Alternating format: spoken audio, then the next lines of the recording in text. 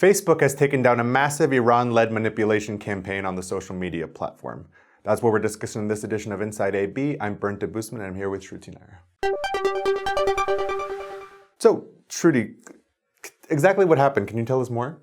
Sure. So basically, like you said, Facebook has taken down hundreds of accounts from Facebook because they thought that it was a part of a vast manipulation campaign, and it was an Iran-led campaign. So this is a campaign that has been operating in over 20 countries spread across the globe in different regions. So just to give you numbers, 783 pages, groups, and accounts, and I'm going to quote them here, were accused for engaging in coordinated, inauthenticated behavior tied to Iran. So that was the main issue here.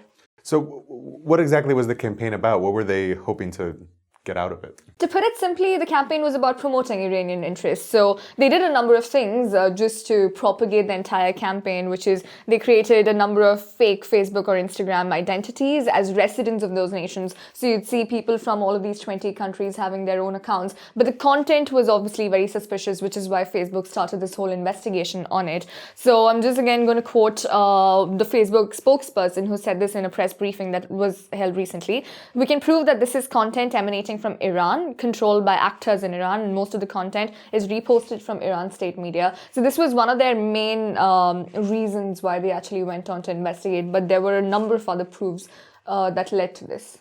So how exactly were they operating?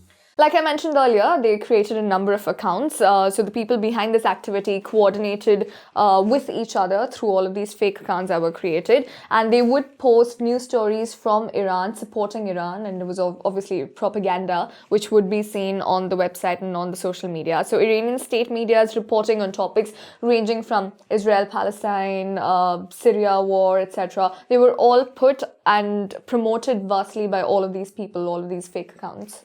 And there was something quite similar last year with Facebook and Twitter, wasn't there? Yeah, that was a great collaboration that we saw between Facebook and Twitter, where both of the social media platforms, which have so much power right now, they actually got together to bust one of those similar campaigns that was happening there. So the operation dated back as early as 2010, but it just came into force probably a couple of years back. So at that point, there were about 262 pages, 356 accounts, and 3 groups on Facebook, as well as 162 accounts on Instagram that were doing this coordinated efforts, again, led by Iran and by the people or followers of Iran. So there were a total of 2 million users who were using all of these accounts. So what would happen over there, just to give you an idea, is about 2 million users followed at least one of all of these mentioned pages, and about 1,600 accounts joined at least one of those groups that were mentioned. So the same thing happened on Instagram as well. So basically they did permutations, combinations, and that's how they found out that there was some discrepancy happening here. So less than $30,000 was actually spent by all of these accounts on Facebook and Instagram, and that is what led to the investigation again. So Facebook, like I mentioned, began looking into it probably only in 2016. This is after the revelations of Russian involvement in the US presidential elections, or the Russian influence campaigns in the US presidential elections. Okay, well, thank you, Shruthi. I'm sure we'll be hearing a lot more about such things in the future. As always, you're watching Inside AB. Make sure to tune in every weekday morning at 10 a.m. Thank you.